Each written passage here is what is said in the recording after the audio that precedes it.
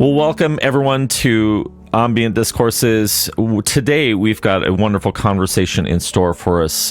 My guest today is Carlo Matti, who is an extraordinary pianist and composer from Italy. His music is mesmerizing, and he has procured fans from all over the world with his talent and genius. And I think that he is, and others regard him as a force to be reckoned with within the world of classical and neoclassical music.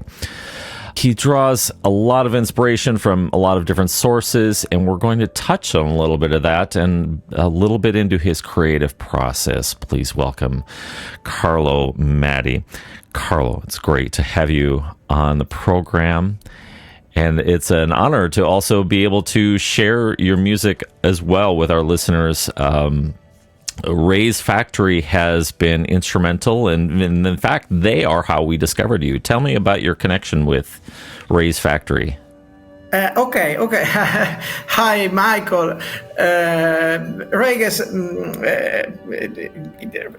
means roots. Roots. In Italian. Oh, so it's reggae. In an Italian dialect, maybe you know Sardinia in Italy.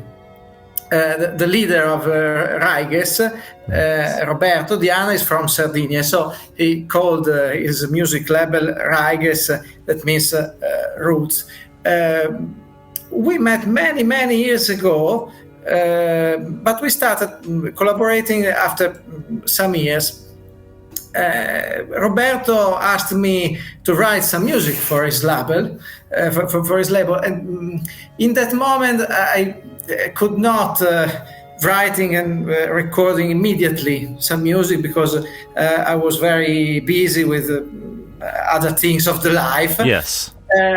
So I said yes. When maybe next year I will. After some years, arrived the pandemic.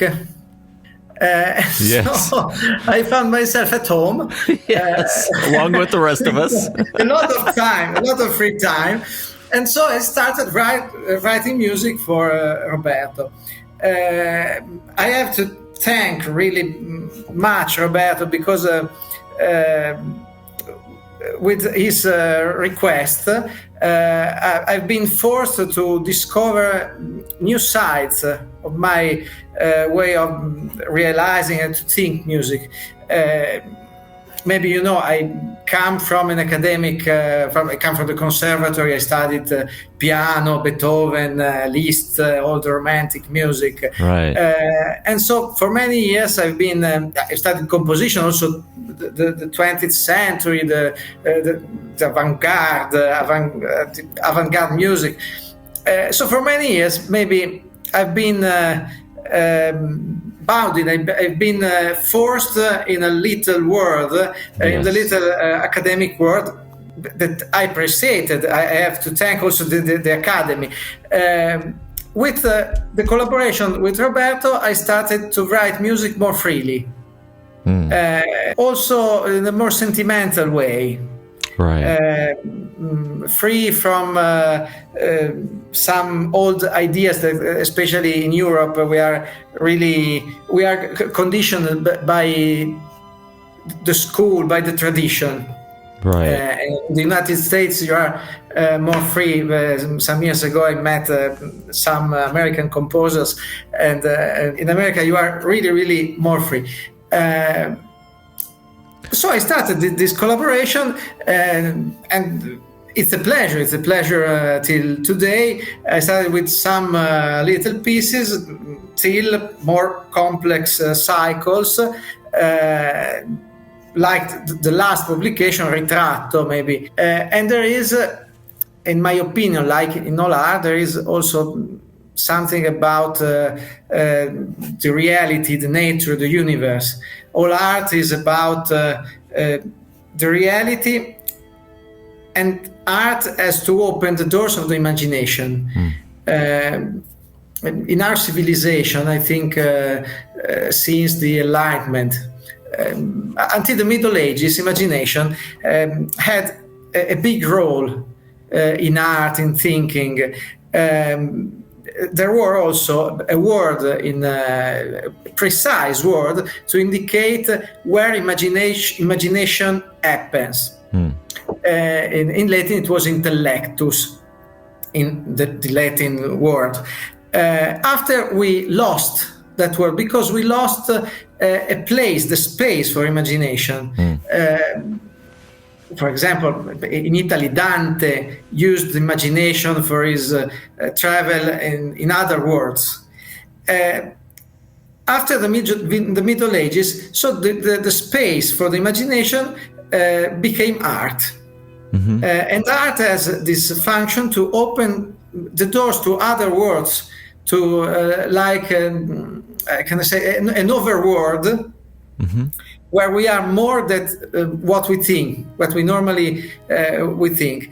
And so I hope my music, and again I have to thank Roberto and Reggae's Factory for this possibility to develop these ways, these doors to this, I would say, unconscious world, but it's not simply unconscious. It's really the world of the imagination. Imaginating, we can discover what we are, and we can discover other worlds that are in some way in ourselves, clearly.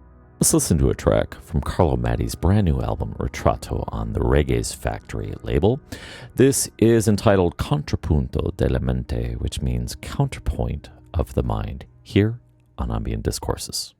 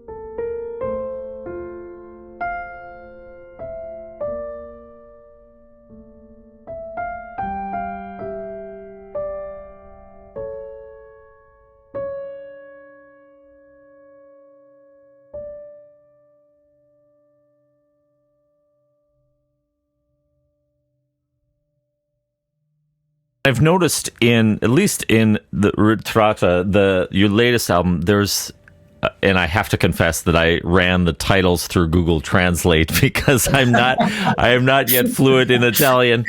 I'm sure. But I noticed titles that were reflective of the cosmos, the universe, stars, and the solar system. How has that always been a source of inspiration for you, or was there a touch point moment in your life when you became inspired? I understand. I really like the sky astronomy. Since I was a child, I had a telescope. Here I live in country, not in a big city. So we are lucky. We can see the sky. We can see the Milky Way.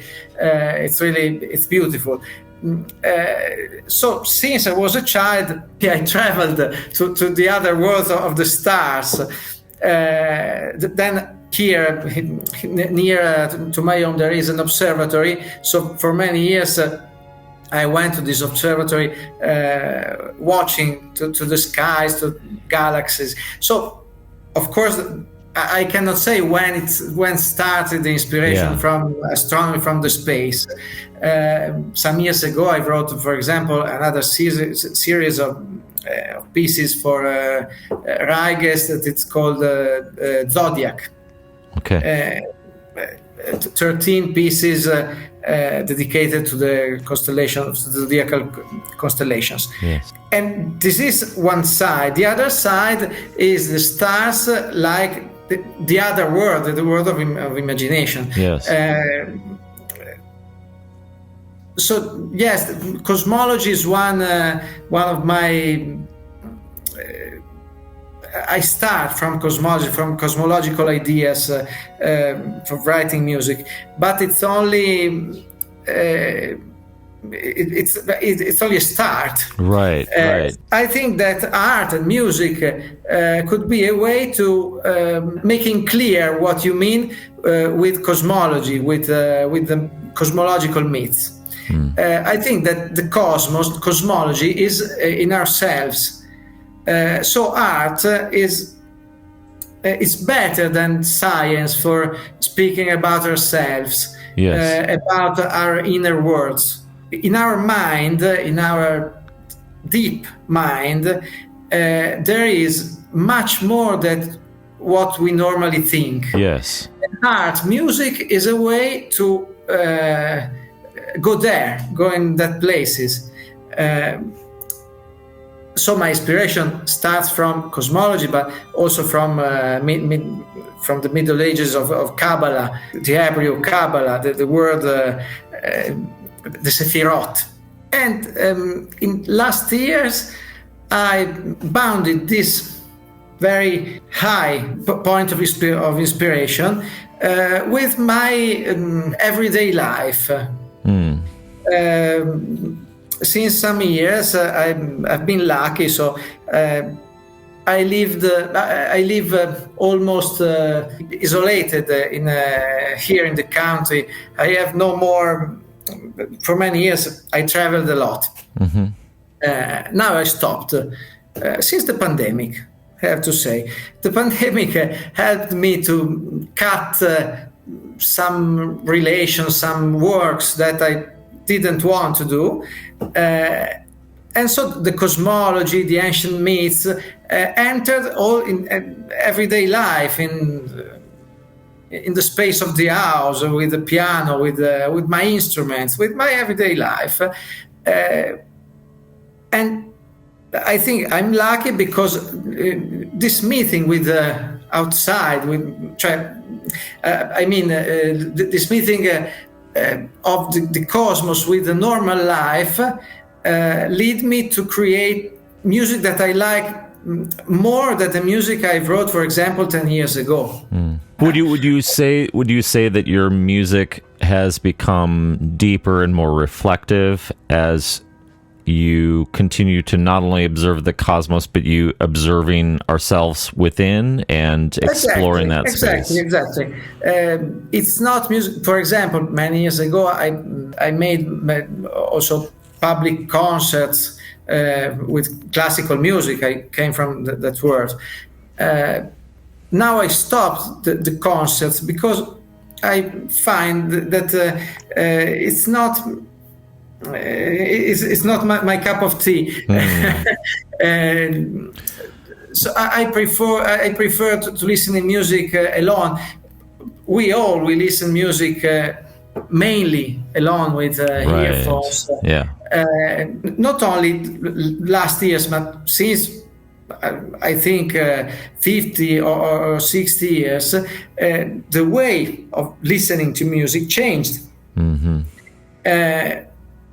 We switched from a collective way of listening to music. Yes. I think, for example, in the 60s or 70s, when a disc was released, you listened to the new disc also with friends. Yes, it was social. Yeah, music was very social. It was a social event. Yes. Now we listen to music for ourselves, alone. It's not better or not. It's not. I cannot say if it's better or not, but it's a fact. Our way of listening music changed, and so we cannot live outside our time. Our time is for ourselves, for listening in silence. Sometimes a silence that is maybe in the city, maybe while we are doing other things, but it's not a listening less complex. We also listen to music with attention. Yes. Even if we use music, for example, for meditation or for concentration, music is really important for that part of our life. And so I started to modify my way of writing music, thinking to this way to listening to music. The best pieces I write today, I write with the pencil, like in the past. Yeah, I write with the pencil. But for some years, I started writing with the PC, or maybe I didn't write at all. I played simply, like many musicians. Now I started again to write with the pencil. Because it's I can think more. It's slower, but I think we go very deeply in music and in our imagination. It's slower. It's slower, but for me it's better. It's not a way for everyone. I cannot suggest no way for everyone. Would you say that the process of composing and creating music for you is a meditative experience? Yeah, it's a meditative experience. When a piece of music, for me, it's really good. When I can say this piece, it's okay, it's good. Always, I think that music don't come from me. It's like I was a passage, like a light bulb. Yes. A light bulb that lights because there is the current. Yes. But I'm not the current. The current, it's not me. Yeah, you're just the light bulb.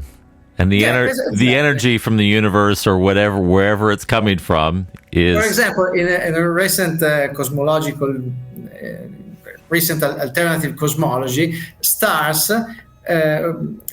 are imagined to be like light bulbs that light for huge currents that go through the universe in plasma. And so art is something like this for me. Well, speaking of the cosmos and cosmology, let's listen to another brilliant track from Carlo Matti's new album, Ritratto. It's called Dove l'Ursa Maggiore, which means where is Ursa Major, here on Ambient Discourses.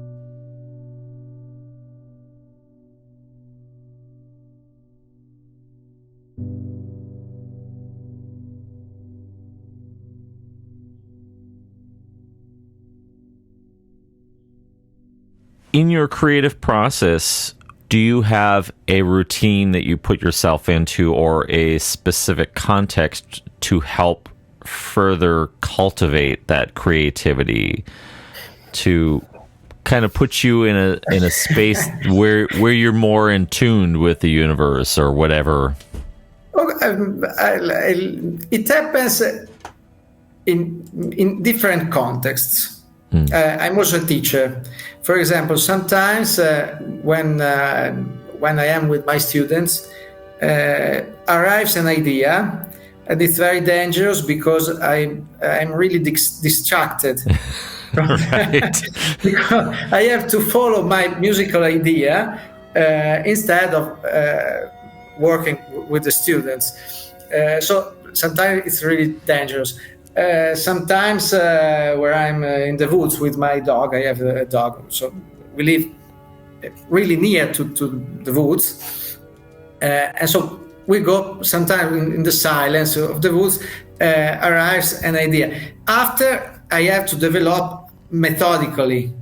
The process of creation has two sides.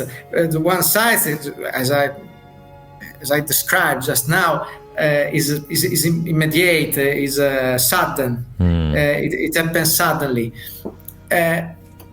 After I have to develop the idea in a solid way, in a structured way, because that intuition that I had has to be translated in a musical language, in an understandable musical language. And so we have to think about the psychology of the listener, the time that he uses for listening to music. And that is really slow, and is also it's like it's an artisan's work. Yes. Really slow, like an object handmade. So there is no a standard model, a standard way of writing music. Could happen in very different ways. Sometimes directly on the paper, without piano, without instruments. Other times playing the piano. Right. Other times maybe I think the instrumentation of a piece, but then I have to write it down. It changes. It became very different from the original idea. It's like I had to walk through, to walk in the path that leads me to the original idea that I forgot. So I had an idea after I forget, and after I have to go back to the original idea, and it's really slow, the process. It depends also from the direction that you want to do to the music, to give to the music. For example, with Raiges, we publish with the different alias for commercial reason. For example, music for meditation, we use an alias. Like Carlo Matti, I release music that I love more, that I believe in. But also the alias has something true. It's a complex process. Yes. Yeah. It depends also, in the end, also from commercial reasons. For example, the music by Carlo Matti has a line, for example, Maya Sand or Nanda Ave, that are other names, have other directions. It's always me. It's always my music from different sides. Yes. For example, electronic music, I realize electronic music mainly on the computer. Mainly without instruments, directly with MIDI files. While Ritratto, I played it on a real piano. Yes, on a real piano, yeah. So it's really various. It's really wide, the range of possibilities in composing. As I've talked to other musicians, plus reflecting on my own path, my own journey, I've noticed how difficult the music industry has, well, two things: how easy it's become to create your own music, but also the difficulty of, okay, what do you do with it now? Because there are so many forces that make it difficult to get your music out there. You've got social networks that have their algorithms, their formulas that are suppressing the visibility. Plus, you have the saturation of the music industry. There's no shortage of music to listen to, and many other facets. What has guided you to help stay focused in the process of creating and to stay true to yourself without being caught up in the frenzy of, oh, I've got to release this album, or I've got to post all these things on the social networks, and the frenzy that lots of artists get caught up in, and then but they get distracted away from their core love of creating music. What guides you? Yeah, I had a sort of fear about this side of creating music that you described. Yeah. But after I thought, I had this idea. In the Renaissance, I thought about Josquin des Prez. Maybe you don't know him as an author from the Renaissance. Josquin. He wrote masses, motets. In that time, you had to write music for the church. You have no choice. Yeah. Because there weren't other ways to write music. But the same, he wrote masterpieces in that context. So he didn't feel the context. He didn't feel forced to write music in a specific way. But in that space, he wrote his music.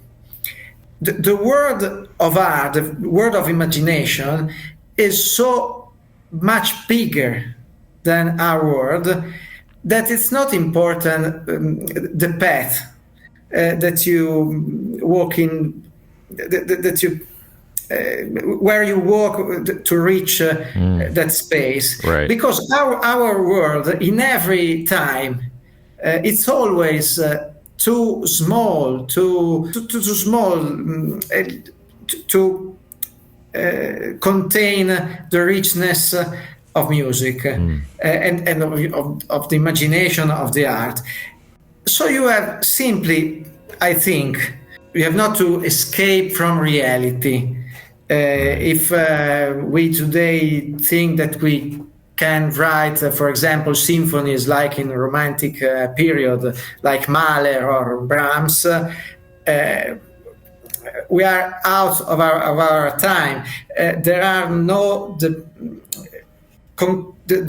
real possibilities of realizing that kind of works. So we have to maintain a fresh view on the reality.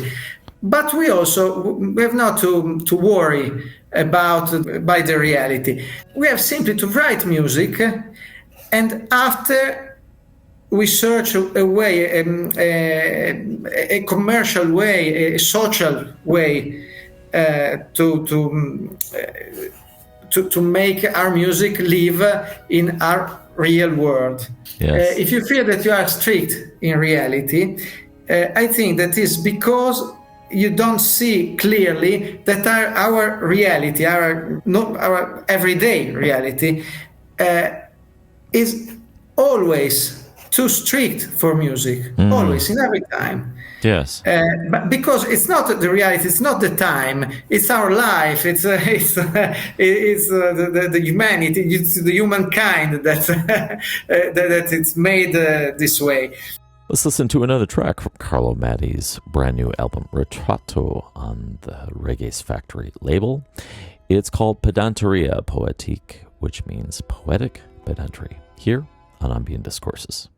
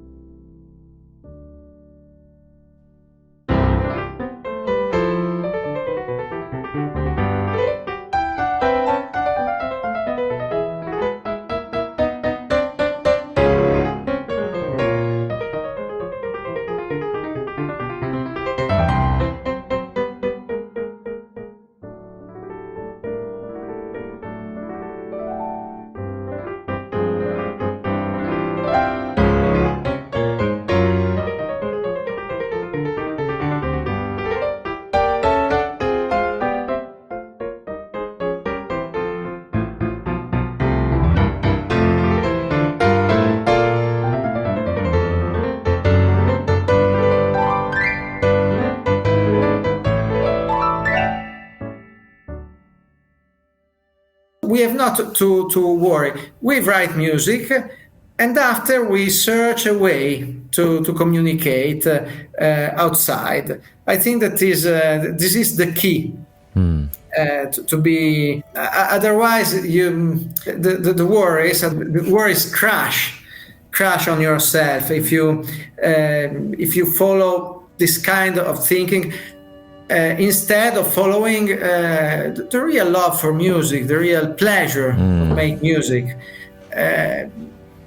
I've heard it described that the process of creating music, or any art for that matter, that the reward is the process. The reward is not the final product or what you achieve from that. But if I understand you correctly, it's the joy of the process of creating music that is the experience of itself. I agree. I agree with you. The reward is the process, and when I finish a composition, when I finish a recording, always I think, could I be able another time to realize a process like this one? Because the important experience, it's really the process. It's in that moment after we come back into the real world. There is a sort of nostalgia in Italian. Yeah, nostalgia is nostalgia. Nostalgia is the same word. There is a sort of nostalgia of that moment. We cannot live always in that state, in that particular state, because we need also to sleep, to eat something, to go outside. Along those lines, the if you think about it, a recording is more or less a photograph, but for music, it's just a capture of that time. So to your point, can you perform it or record it the same way or have the same inspiration? I don't know. Who knows? And it might be better. It might be just different. Might be worse. It's exactly like this. I think that is a sort of shaman's trip. You go in a space, and then you come back, but you cannot say how you went there. Right. In ancient times, maybe they thought that there were some beings that helped us to reach that space. I think that space is in ourselves, but not, I repeat, not in the unconscious. It's in a sort of outside. It's outside, but that outside, it's inside. Yes, yeah. Where there's this. It's almost like you've got a universe in your mind, and you have to understand that you are not so small as you normally think. Yeah. You are bigger. You are more wide. You are also full of life that you could not imagine before. Yeah. So it's really a strong experience. A friend of mine was really interested in this process because he understood that he was a gallerist. He was gallerist. Yes. Painters, etc.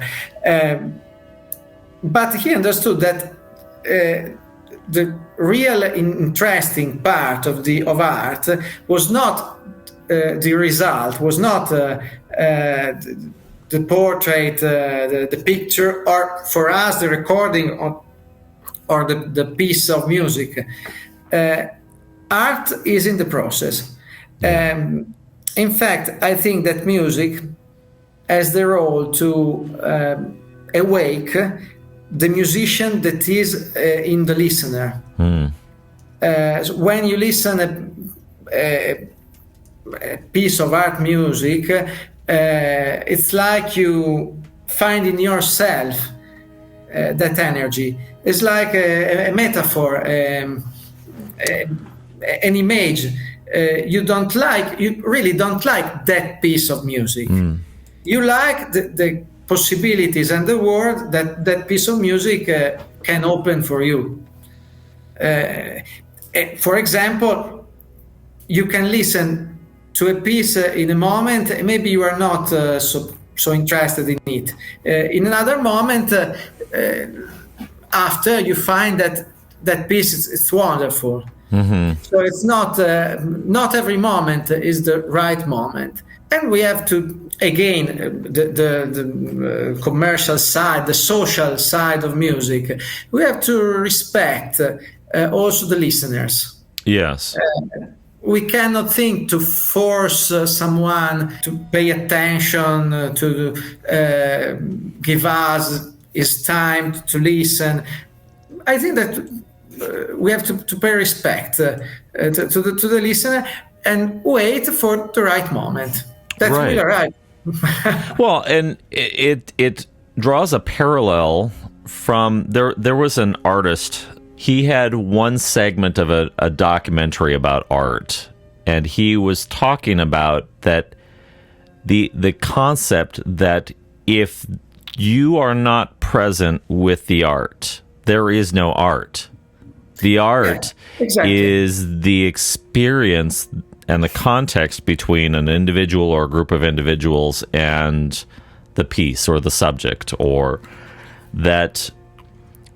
In fact, one of his installations was a vapor mist coming from the ceiling that had a particular light shaft on it, and the art was looking at it that you could see the mist from certain angles but not from other angles, and that was the point, that you have to interact with the art in order to be able to experience it. I agree completely.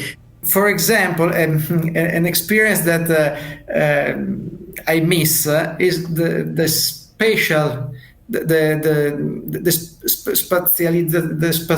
spatialization. I cannot say the specialization. The space experience of music. Spatial. Yeah. Now I'm trying. For that reason, I try to experiment. Now I'm trying to build some speakers, some loudspeakers, built with the sounding boards. Yes, I saw that on YouTube. There was a I don't know where it came from, but they were showing how you could mount the driver of a speaker. Plate exciters, like a transducer, but plate exciter. You mount it on a ceiling tiles. Board, and after you you play and you record. You record the sound of this spatial speaker. Yeah. You can also divide the frequencies. Low and high, so realizing through 2 or 3 ways speakers, and every frequency is part of a sounding table. So I'm building also some crossover like this because you need to filter it. So music is a really rich experience that has to do with ideas, with imagination, but also with physical objects. We make music with natural objects in reality. Again, we have to stay in balance between 2 realities. If you find your way to stay in that balance, you find your way for the art. After, you have to find a way also to communicate it. It's not always simple because one can ask what a crossover filter has to do with compositional, but it has to do because you search also a new sound because, for example, I have an idea of piano sound that I didn't find yet. Real pianos have a huge range of sound shades, sound colors. Yes. MIDI instruments have the precision, the clearness. So I'm trying to find a mix of these two worlds. So we cannot forget I think that we cannot make real music only through the computer, only with artificial sounds. Right. Also in music, in really commercial music like pop music or rock music, we are interested, for example, in voices. The voices, the timbre of one voice, it's what eats our imagination. So the physical part of the music is also present in the creation. Let's listen to one more track, shall we? From Carlo Matti's brand new album, Ritratto, on the Reggae's Factory label. It's called Valzer della Principessa, which means the Princess Waltz, here on Ambient Discourses.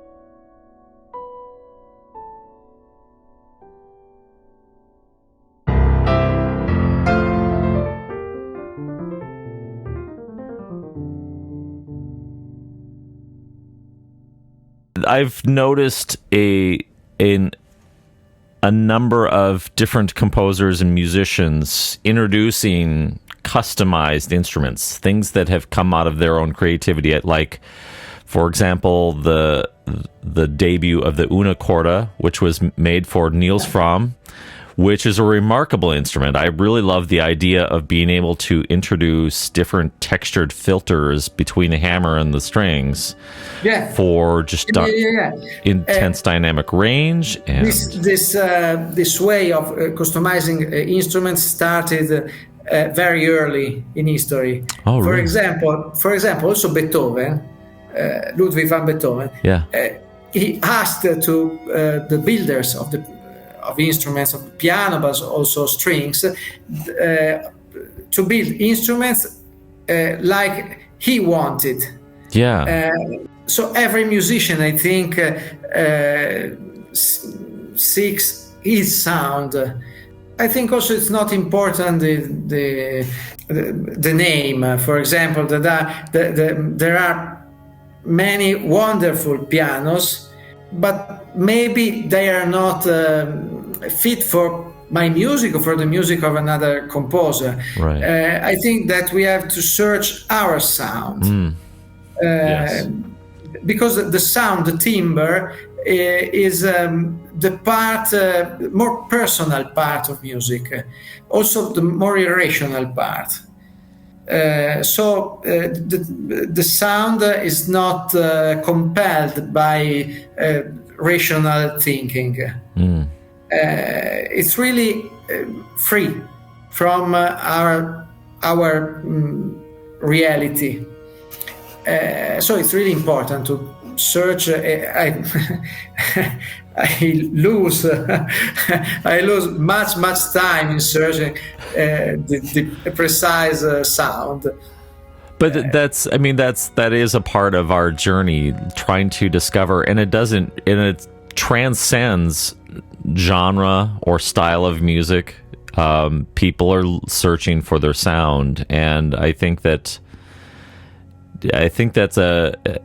definitely worth the time spent looking for that. Because when you find that place where something really resonates with you and who you are, it has a way of removing barriers from creativity. Like, oh, I can just do this, and it.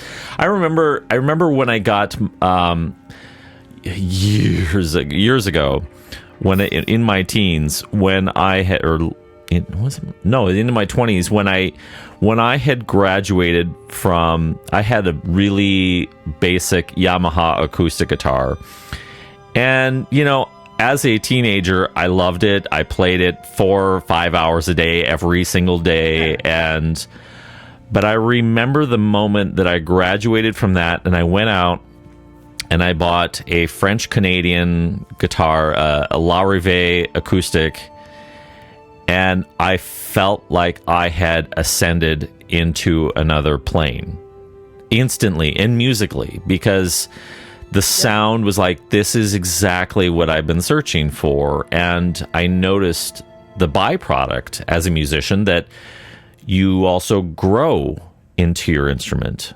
So to your point that of searching for your sound, that I think that maybe when you find that sound, or as you continue to evolve, there is no an end. There is no an end. Yes. Like you, Correct. I remember, for example, the moment when I passed from my upright piano, where I studied for many years, when I bought a grand piano. So it's really changed my way of playing. And now again I change using digital keyboards, simply maybe master keyboards, really, but always I search for example, a kind of touch. So I search some physical characteristics of instruments, because it's it's wonderful to go away in imagination, but after we have to translate. It's like a vision. It's not a vision, a mystical vision, but it's like a vision. Yes. That we have to translate in words. And we have to search a precise language to say what we saw. I studied also, for example, dead languages, ancient languages. If you study more languages, you develop your possibility to think. You think better because you know other words, other way for saying truth or for saying love. It's really different. Yes. For example, the eros of the Greek word, our word erotic, it's really different from eros of the ancient world. For example, the truth, our truth in English, or verità in Italian, or aletheia in Greek, or emet in Hebrew, they have slight different meanings that helps you to think more deeply. Yes. With music, it's the same. We have to find the right words to describe what we saw in the place that we cannot say. We cannot say where we saw that word of music, of imagination. But ideas arrive from there. And could happen in every moment. For example, also with students. It's true though. You can find sources of inspiration from all sorts of different sources, and to draw a parallel as to learning other languages and learning other words and their meanings and the subtleties. I think that we can experience the same thing with music, just like you're saying, with exploring different genres, even listening to things that maybe make us slightly uncomfortable, to learn from and learn the subtleties found in other things. And absolutely, I think that we can take that back as, well, that's, like one thing that I'm not really as much of a electronic techno artist at all, but one of the things that as part of my musical exploration and discipline, I've been exploring the psytrance genre because of their use of non-musical samples and instruments, but to make them musical. And so exploring the idea of what sounds in nature or in the world around us, even in the city, in the busyness of the city, listening for the music all around you. Like I had this experience the other day. I was walking my dog, and we live pretty close to a busy freeway, highway, so lots of traffic noise. And as I was walking back, I don't know how to describe it, but I tried to put my mind in this framework to just, you know how when you when you kind of cross your eyes and you blur your eyes a little bit, and you can just make everything kind of just seem like a wash of color.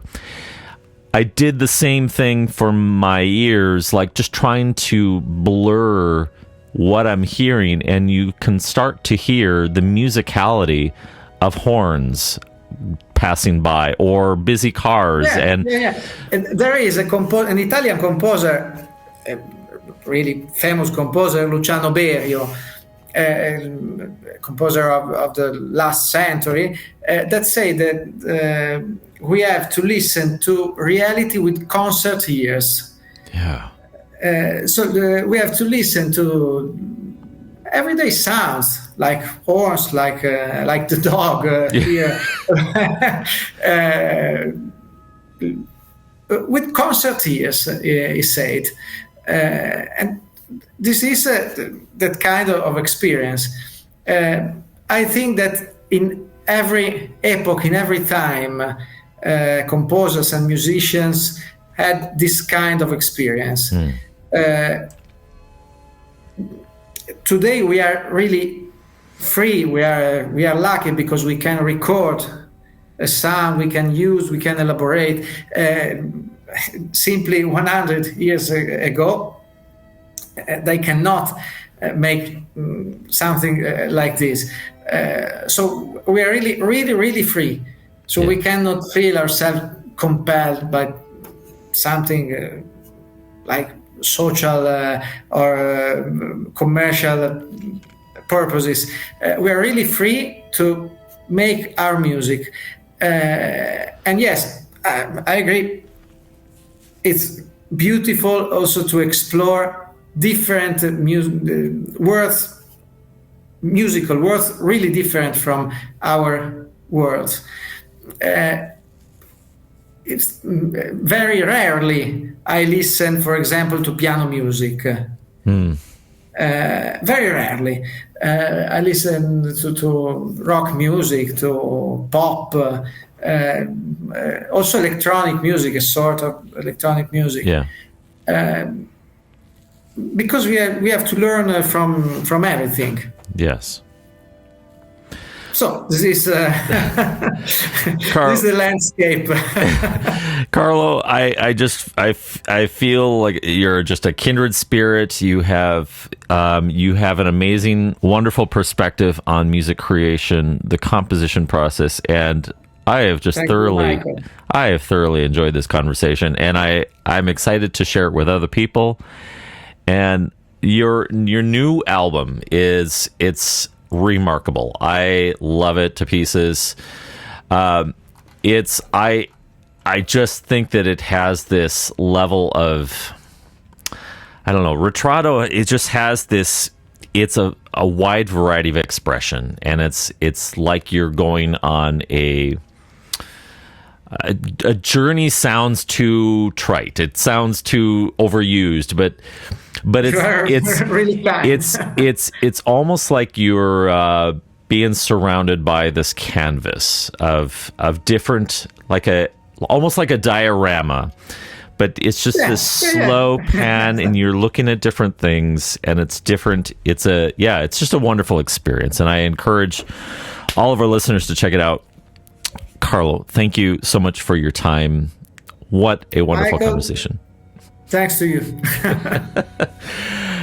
Well, what a wonderful conversation. My thanks to Carlo Matti for the splendid conversation we had.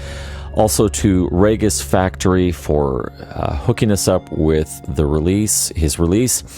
It's called Ritrato, and it's a fantastic album from start to finish. You can find more of his music out at carlomatti.bandcamp.com. His name is spelled Carlomatti. You can also hear more from Carlo Matti on the Relay Station. He is one of our feature artists on episode 3.34. Check it out. You'll find the link in the description. Thank you so much for tuning in, and stay safe. Have a wonderful week ahead of you. And thanks again for tuning in to Ambient Discourses.